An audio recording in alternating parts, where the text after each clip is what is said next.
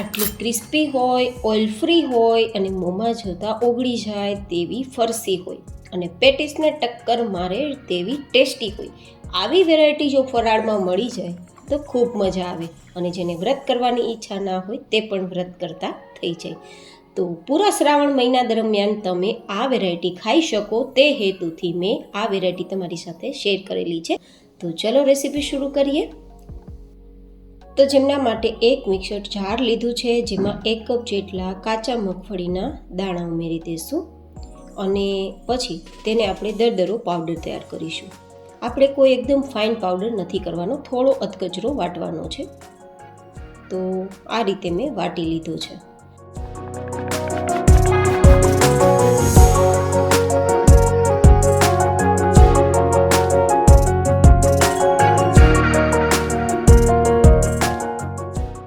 વધારે થોડા મોટા ટુકડા થાય તો કંઈ વાંધો નહીં, પણ એકદમ બારીક પાવડર નથી કરવાનો, નહીં તો વેરાયટી થોડી સ્ટીકી થઈ શકશે અને ઓઇલવાળી તૈયાર થશે. એટલા માટે હવે તેને અલગ બાઉલમાં લઈ લેશું અને એક સ્પેશિયલ મસાલો તૈયાર કરવા માટે 1 નાની ચમચી જેટલા તીખા, 1 નાની ચમચી જેટલું આખું જીરું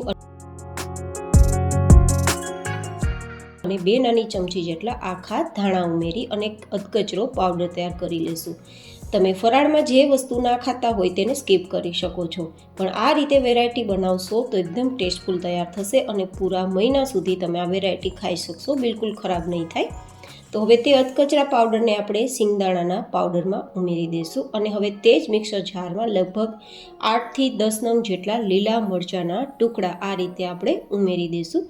તમે તીખાસ પ્રમાણે મરચાંનો ઉપયોગ કરી શકો છો.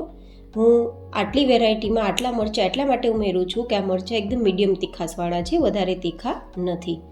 તો હવે સાથે 2 ચમચી જેટલું આદું ઉમેરી દઈશું અને પછી આપણે અધકચરી પેસ્ટ તૈયાર કરી લઈશું.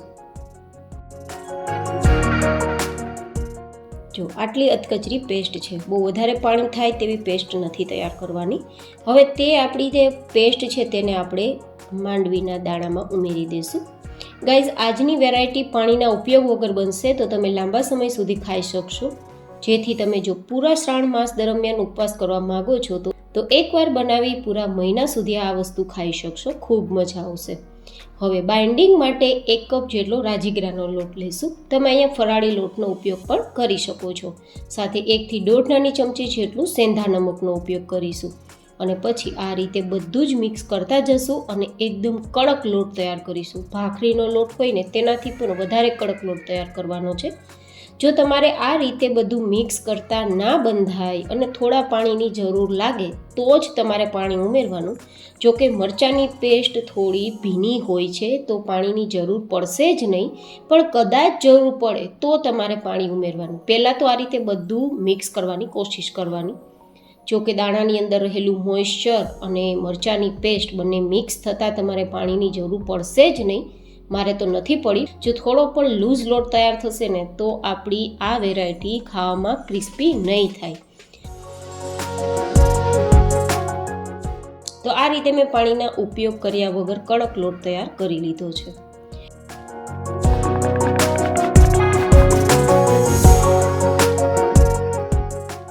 અને હવે આ રીતે આપણે થોડો લોટને હાથમાં લેતું જવાનું અને એક થેપલી જેવું તૈયાર કરવાનું છે.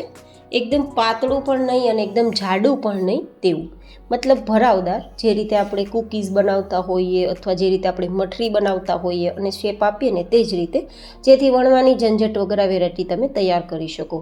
આ રીતે તૈયાર થઈ ગયા બાદ આપણી વેરાયટી ફૂલે નહીં અને અંદર સુધી કૂક થાય ને ક્રિસ્પી રહે તે માટે આ રીતે આપણે થોડા માર્ક અથવા તો નિશાન લગાવી દઈશું. તમે ચાકુ દ્વારા પણ લગાવી શકો છો અને આ રીતે કાંટા ચમચથી પણ લગાવી શકો છો.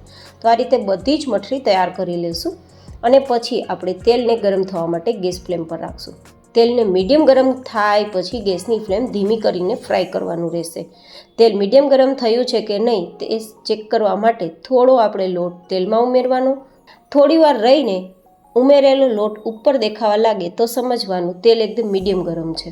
તો હવે ગેસની ફ્લેમ ધીમી કરી દઈશું અને 4-5 વેરાયટીને આપણે તેલમાં ઉમેરી દઈશું અને પછી આપણે જે તેલમાં અત્યારે બબલ્સ દેખાય છે ને તે બબલ્સ બધા જ બેસી જાય અને આપણી વેરાયટી ઉપરથી થોડી ગોલ્ડન થઈ જાય ત્યાં સુધી બંને સાઈડ ફેરવતા જશું અને આ રીતે ફ્રાય કરતા જશું.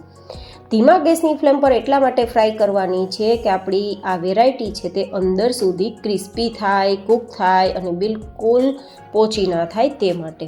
હું તો આને મઠરીનું નામ આપું છું, તમે શું નામ આપવા માગો છો તે મને કોમેન્ટમાં બતાવજો.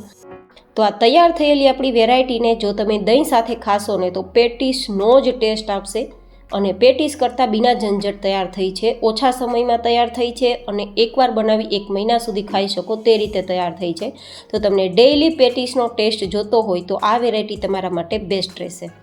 તો આપણી તૈયાર થયેલી આ મઠરી બહાર કાઢતા જ તમને એકદમ ઓઇલ ફ્રી દેખાતી હશે. જો બિલકુલ ઓઇલ નથી અને આટલી ઓઇલ ફ્રી છે તેમ છતાં આટલી ક્રિસ્પી પણ છે. જો કેટલો અવાજ આવે છે, જો છે ને.